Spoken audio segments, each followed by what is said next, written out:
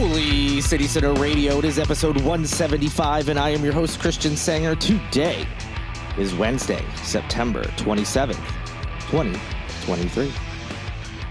Hope your Wednesday is off to a great start, and I hope your week is going okay. Mine is just fine. Thank you for asking. Nothing really exciting to report on at this point. Had a pretty quiet weekend.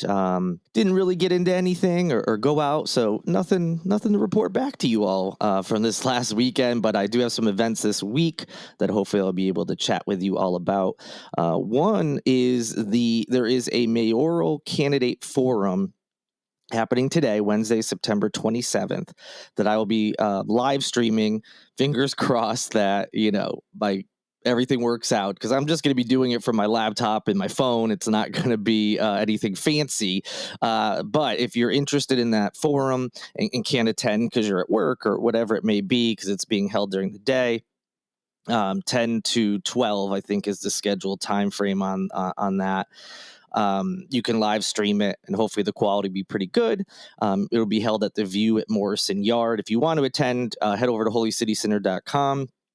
You'll see a post about the forum with a link where you can register. Again, it's free to attend, but they do ask that you register so they have an idea of how many people will be there. But in any event, if you can't make it, just keep an eye on my social media platforms. You'll eventually be alerted to the forum starting. Again, let's just fingers crossed everything works, Wi-Fi wise and everything else, but we'll see. Regardless, I'll post, if the feed's not working or something, but that's the plan.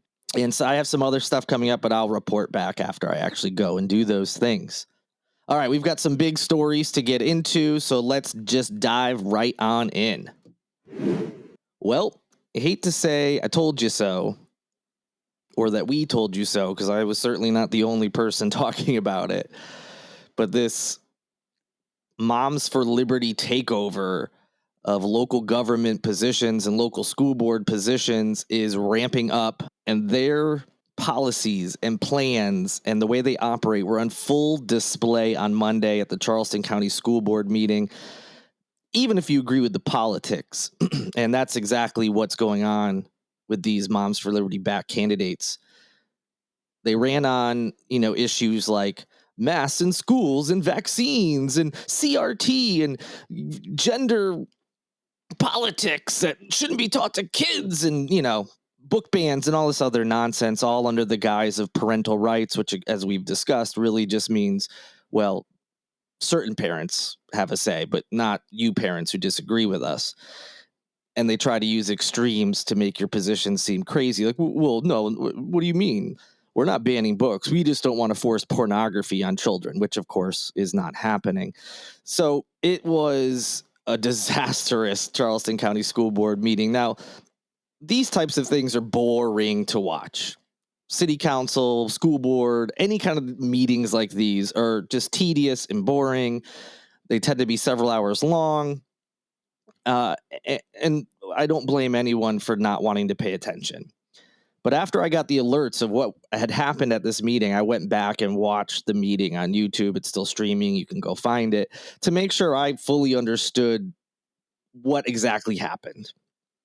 So first, I'll give you the rundown, the facts of what occurred, and then, of course, I'll rant, because you know how I'll do. So the Charleston County School Board voted to put Superintendent Eric Gallien on paid administrative leave less than 3 months into his new job. The board on Monday voted 5-4 on the matter as audience members shouted out accusations of racism and questions like, where's the justification? This all occurred during a meeting that nearly brought one member to tears. The decision came after a complaint was made against Gallien that the board discussed in an executive session, which, as we've learned, if you didn't already know, executive sessions are not open to the public, so there is no transparency there at all. After the meeting, the board, and by that I mean the executive session meeting, the board unanimously voted in favor of investigating the complaint, details of which were not disclosed. So there's some sort of complaint against the superintendent just 3 months into the job. They are not telling us what it is. They brought it into an executive session. They came out and voted, we'll investigate the complaint. Okay. So despite everyone on the board agreeing to the investigation, a 5-member faction of the board decided to place Gallien on leave amid public outcry. And if you want to go watch the video, I don't know if there was anybody in there that supported this decision, but it certainly did not sound like it. Most of the public comment section was dedicated to people calling out specifically these 5 Moms for Liberty backed candidates for a lack of transparency, for kind of operating in a manner that could be described as shady, amongst other accusations. And when these votes happened, there was a lot of jeering, people shouting out things. It was a mess. Of the decision to put Gallien on leave, one board member, Darlene Dunmeyer Robertson, she was actually one of the 4 board members who voted against putting him on leave, personally apologized to Gallien, saying, that this is unacceptable. I've never seen anything like this before. Board member Darren Lee Calhoun II, who also voted against the move, added that he supported the investigation because he was sure it would prove what everyone knows. He did not go any further than that, but the implication being that whatever this complaint is that it's BS. This investigation should prove there's no problem and we can move on. He also went on to say this is probably one of the most dysfunctional boards in the state of South Carolina right now. And you know what? Him saying that is really saying something, because there is a lot of dysfunctional boards in South Carolina, and that's not solely because of Moms for Liberty type candidates. We've seen this well before that specific group was getting involved in local politics. So again, that is saying a lot. Then during a break in the meeting, the 4 members who voted against suspending Gallien left the meeting. There were, after this vote happened, and there was some yelling and shouting from the crowd. And I want to be clear, from the live stream, I didn't hear anything out of line. There was no threats of violence. There was nothing like that. No one was like approaching the board. It was just jeering, basically. I just want to make that clear. So because of that, and this happened a couple times during the meeting, the chair asked if they could go to recess. So they went to a recess. After that happened, the 4 board members who, voiced their displeasure with this entire process just didn't even come back. So because of that, the 5 Moms for Liberty backed candidates just continued going on with business. And really, it doesn't matter because they all vote together on just about every issue and they have the majority. So they just went ahead with business, which also included unanimously voting to have a deputy superintendent fill in during the investigation. So while Gallien is out on this paid administrative leave, the person who's currently the deputy superintendent will fill in during the investigation, which prompted someone in the audience to yell out, "You want the white woman to fill in for the black man?" Yes, that's correct. Gallien is black. That's why you're hearing accusations of racism. And the deputy superintendent is a white woman. So that's where that is coming from. I'm not saying that's what it is. I'm just saying what people were yelling at the meeting and what some people in the community are attaching these motives to. Now, we've already talked about this extensively, and specifically the Charleston County School Board. This isn't anything new. Trouble between the superintendent and this board, well, specifically those 5 members, has been going on pretty much since he was hired. And just 2 weeks ago, there was a special called meeting that was supposed to discuss his contract. And I talked about that on the podcast, where we discussed how the other 4 board members released a statement saying they had only heard about the meeting late in the afternoon of September 8th, when the meeting was for September 11th. And they just felt that was inappropriate. And they said that when they asked for more information, they weren't given any. It seems like it's pretty clear. It says we're discussing his contract, but refused to give any details. And then we're upset when the public thought something shady was going on. Well, when you're being cagey and not answering questions and adding things to an agenda just a couple of days before a meeting, again, with no real explanation, not just to the public, but even to your other board members, of course it's going to look shady, even if it wasn't. So no actions were actually taken at that meeting, but because they were in executive session, again, no details are given. So we have no idea what was going on there. So that's what happened a couple weeks ago. You may remember also that There was some drama when they were whittling down to get the finalists for the superintendent position. The names leaked online somehow in like a Facebook group, and that led to some of the candidates to resign or, remove their names from consideration.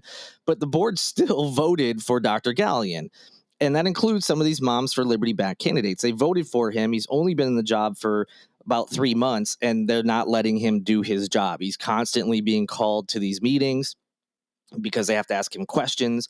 They're having these executive sessions discussing his contract. And surprise, surprise, all of a sudden, after they discuss the contract, a complaint comes in. And 2 weeks later, that's now on the agenda. And they continue to do things. This was added to the agenda just a handful of days, I think, again, like a Friday before a Monday meeting, and no explanation about what exactly was going on. Again, definitely nothing to the community, and it seems very few details to their fellow board members.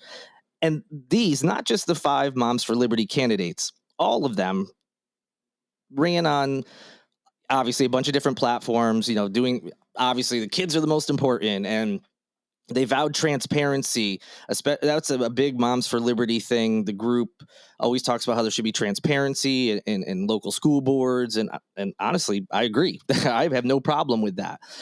The problem I do have is these candidates are doing the exact opposite of that.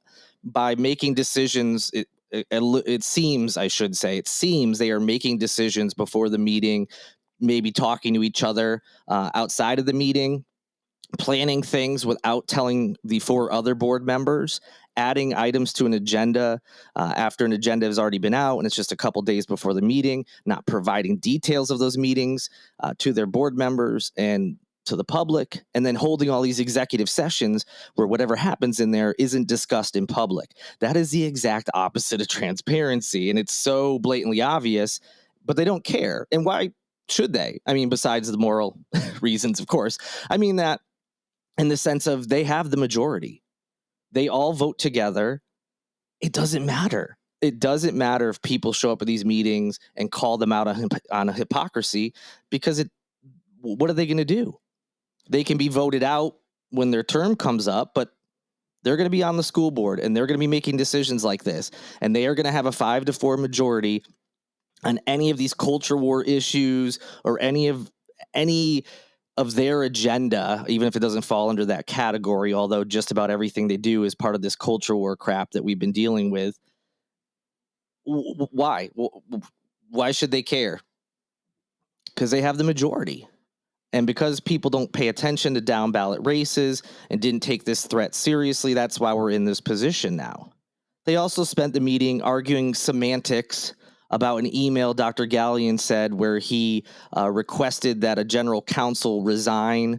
And they said, well, if you wanted to fire that person, you should have just fired them. Arguing with, even though he was like, well, I was trying to be nice about it. I was trying to give them the opportunity to resign, but my intent was clear. And they said, well, the intent's not clear from what I'm reading. And so, just arguing about silly things like that.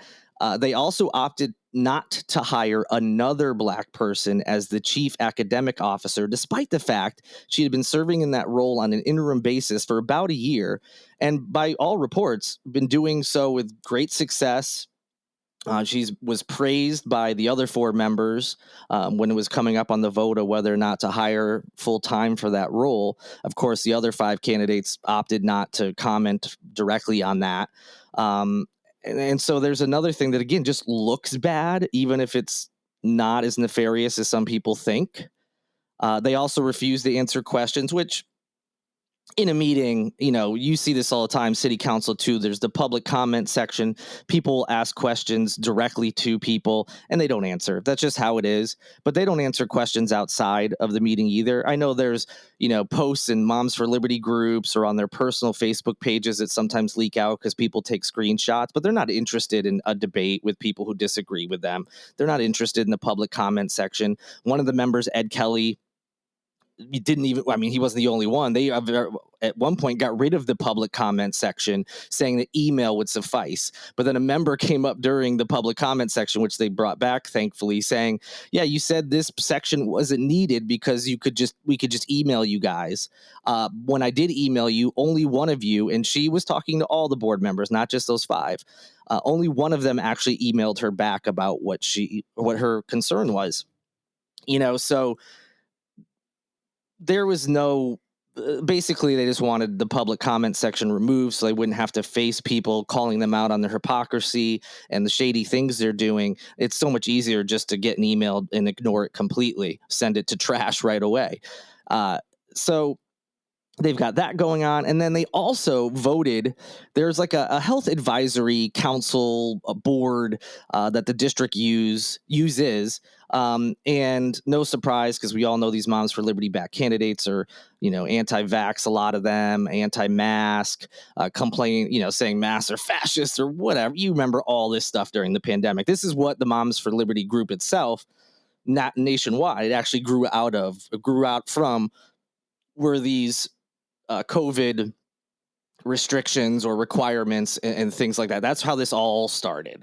And so obviously that's a big issue when they were all running and is on their mind. And so despite this health advisory council only having 5 openings, they presented over 10 candidates to add to it. Why? Well, they're going to wipe out this council and put people that they want on it. Even the head of that council was confused why she was not consulted on this, was not asked about this, was not privy to information until like the last minute.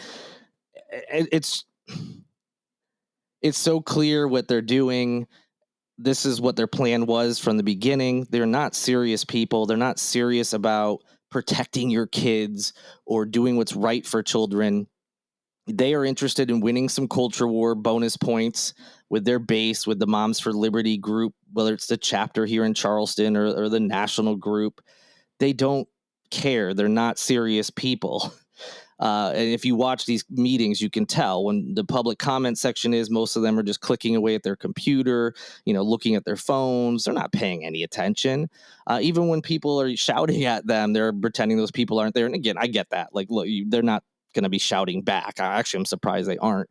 But they're not interested in hearing from the community. That's why they tried to get rid of the public comment section.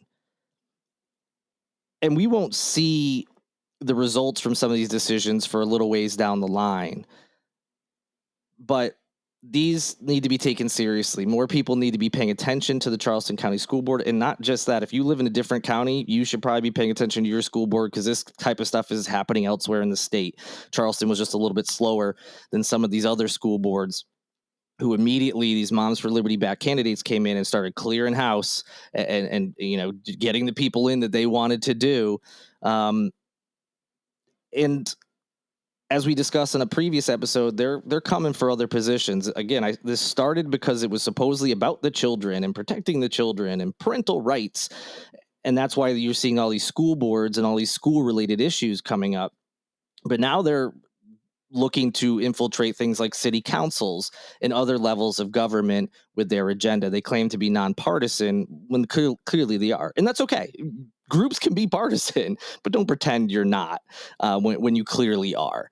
And we're just going to continue to see this. But again, these are just feckless hacks that got in on this culture war wave. They don't have experience. They don't know what they're doing. Some of the things they're doing are considered, maybe considered illegal, according to an article in the Post and Courier recently about these executive sessions and some other things they're doing.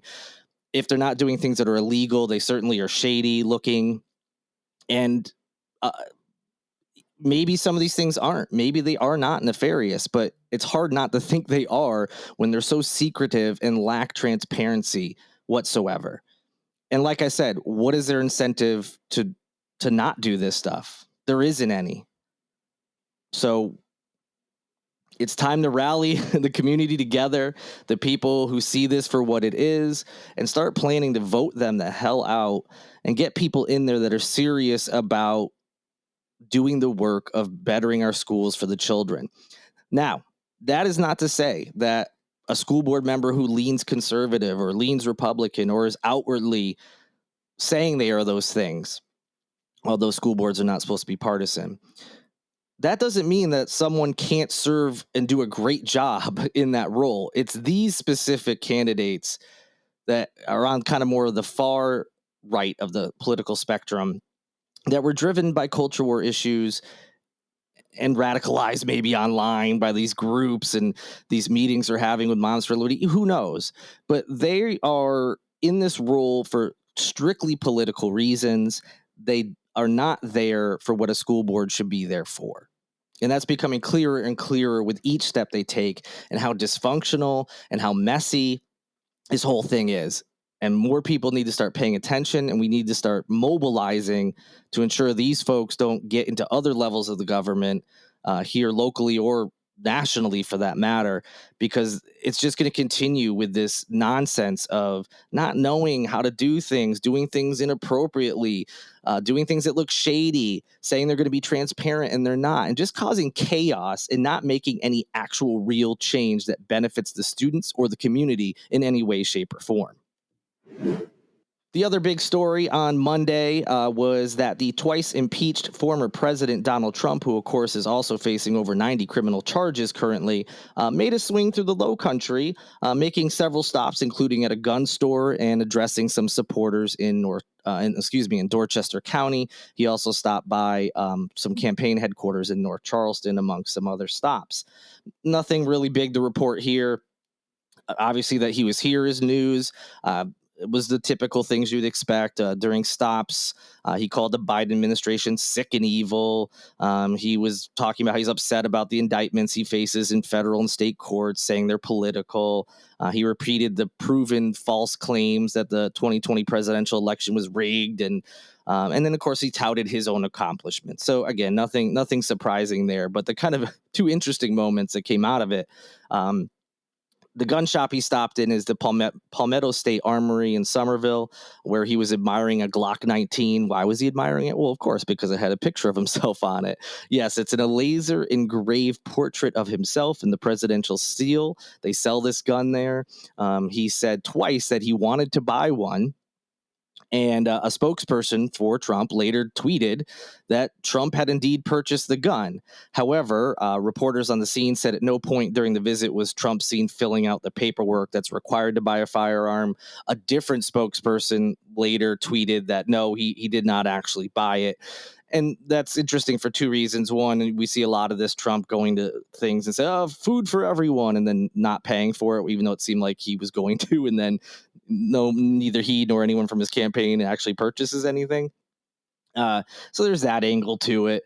But the other angle is, wait, if he even did want to buy a gun, could he? Because when you're under federal indictment like that, felony indictment at that, are you able to get a gun? And that was a big question. So it turns out it seems to be a non-story, because a spokesperson who I know, spokespeople for candidates, they're not always telling the truth. But in addition to that spokesperson saying, no, he didn't actually buy the firearm, reporters on the scene also did not witness it. So, but it was just an interesting moment. Like, oh yeah, what if he had done that? Or would they run a background check? How would that have worked? Would it come back? It would have been interesting. But the other thing that caught my eyes was this clip from when he was in Dorchester County, talking about all sorts of stuff. And he went on a mini rant about how windmills are killing whales, which seems ridiculous. But this is a thing that is out there for those who don't know. There is a belief in some circles that these offshore wind turbines have led to this increase in whales dying, as whales, specifically in the Northeast, have been either washing ashore or being seen fairly close to shore, and there's been more dead whales spotted. So there's a group of people who want to tie this to these wind turbines. And let's be honest, the real thing is wind energy is green energy. Anything that's green energy, a certain faction of this population is going to say is terrible and bad and wrong no matter what. So they're trying to tie it to these wind turbines are somehow messing with the whales and causing them to die. It should be noted that there is no proof that that is true. That is according to several organizations, some from the government. Yes, I know we all, well, the government said, huh?